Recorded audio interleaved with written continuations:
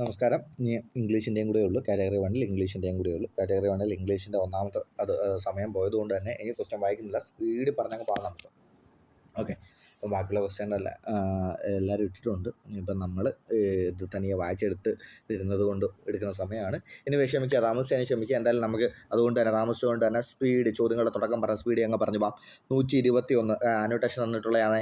121 ഉത്തരം ബി ആണ്. എടാ ദ വാല്യൂ എന്ന് പറഞ്ഞത് ചോദ്യം നോക്കുവാണെങ്കിൽ വാട്ട് ഈസ് എന്ന് പറഞ്ഞ് തുടങ്ങുന്ന മെയിൻ തീം എന്ന് പറയുന്ന ചോദ്യമാണ് വാല്യൂ.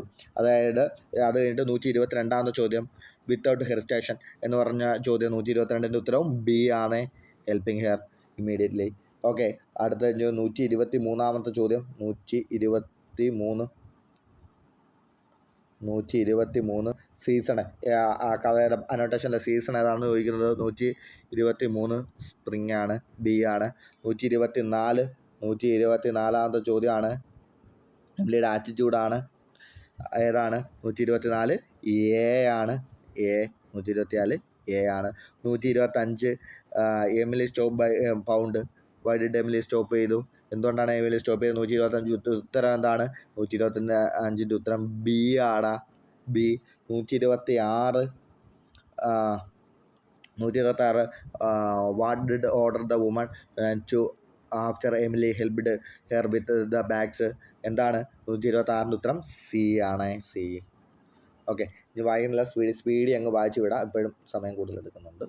സ്പീഡി അങ്ങ് വായിച്ചു വിടാം. ഓക്കെ, അടുത്ത 127 I enjoyed both the reading and drawing എന്ന് പറഞ്ഞത് അതെന്താണ്? അതൊരു ഹോബി അല്ലേടാ? 127 അപ്പോൾ ഏതാണ്? സി ആടാ വരുന്നത്, സി. ഓക്കെ, അടുത്ത 127 10,000 എന്ന് പറഞ്ഞു കിടന്ന അതൊരു കവിതാ ശകലത്തിൽ നിന്നുള്ള ഭാഗമാണ്. അതെന്താണ്? 128 എ ആടാ, എ.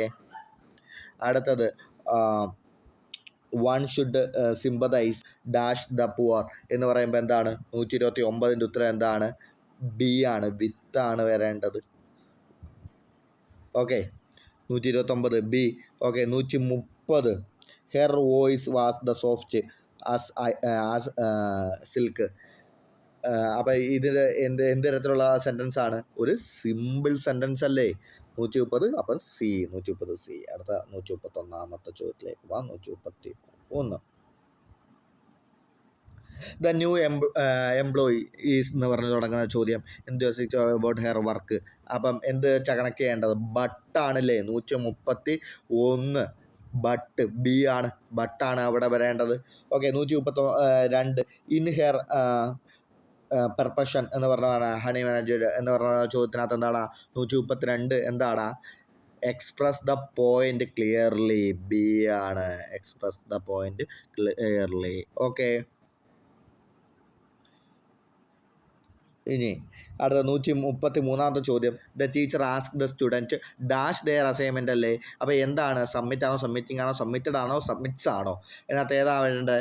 133 സബ്മിറ്റ് ആണ് വരേണ്ടത്, സബ്മിറ്റ്. ഓക്കെ, ഇനി ഇതിനകത്തും ഒരു ഭാഗമാണ്.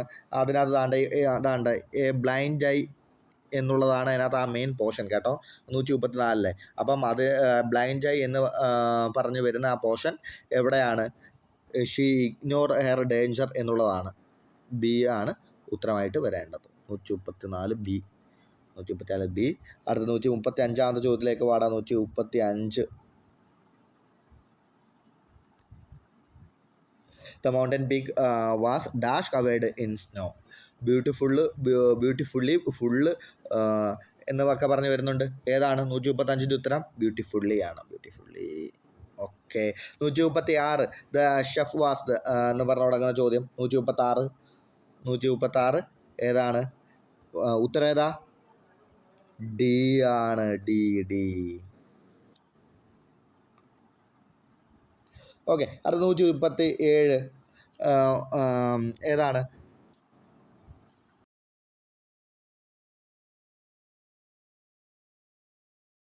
ഇല്ലേ, ബാക്കിയുള്ളതൊന്നും ഒപ്പീനിയൻ ആയിട്ട് വരുന്നതല്ല. അപ്പം 137 സി ആണ്. അടുത്ത 138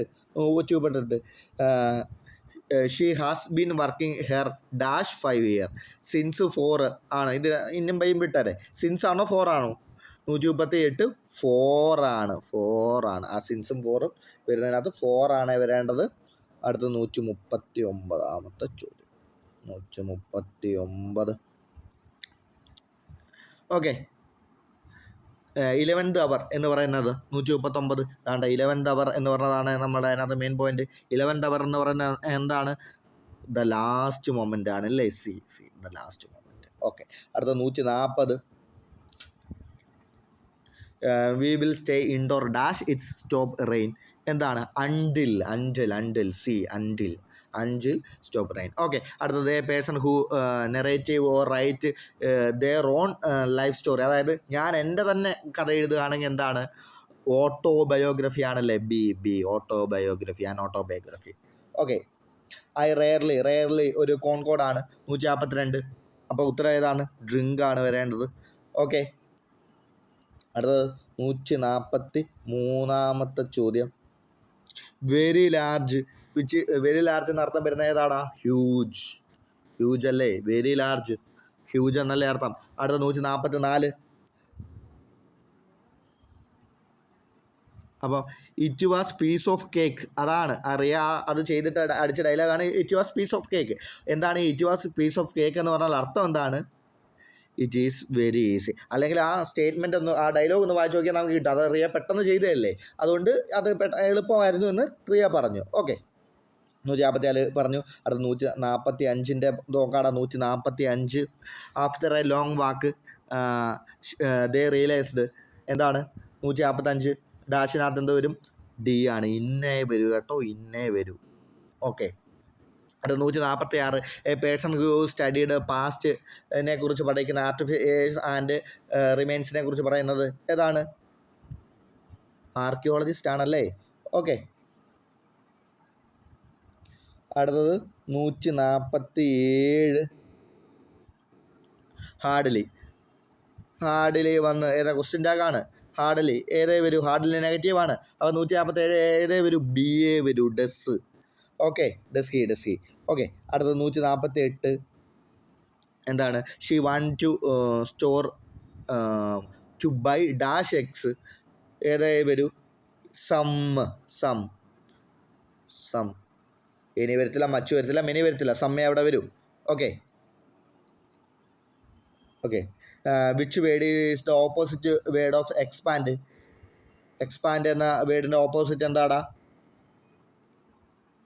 ഉത്തരം എന്താടാ? ഉത്തരം ഡി ആണല്ലേ? ഡി ആണ് ഉത്തരം. ഓക്കെ. അവസാനം അതായത് അണ്ടർ ദ വെദർ എന്ന് പറഞ്ഞാൽ എന്താണ്? അണ്ടർ ദ വെദർ എന്ന് പറഞ്ഞാൽ 150 എന്താണ്? ഫീലിംഗ് ഇൽ എന്നാണ്. ഓക്കെ. അപ്പം ഇംഗ്ലീഷിനകത്ത് ഒരേ പാടൊന്നുമില്ല. ഒരു 4-5 ചോദ്യങ്ങൾ, ഗ്രാമറിനകത്ത് ഒരു 2-3 ചോദ്യങ്ങൾ കറക്കുന്നുണ്ടായിരുന്നു. പിന്നെ കുറച്ച് ചോദ്യങ്ങൾ അല്ലാതെ സ്റ്റേറ്റ്മെൻറ്റിൽ നിന്നൊക്കെ ചോദിച്ച് 1-2 ചോദ്യം. അങ്ങനെ മൊത്തത്തിൽ നമുക്ക് എന്തായാലും ഉറപ്പിച്ച് 22 മാർക്ക് വാങ്ങിക്കാൻ പറ്റുന്ന സാധനം ഉണ്ടടാ ഇതിനകത്ത്. ഓക്കെ.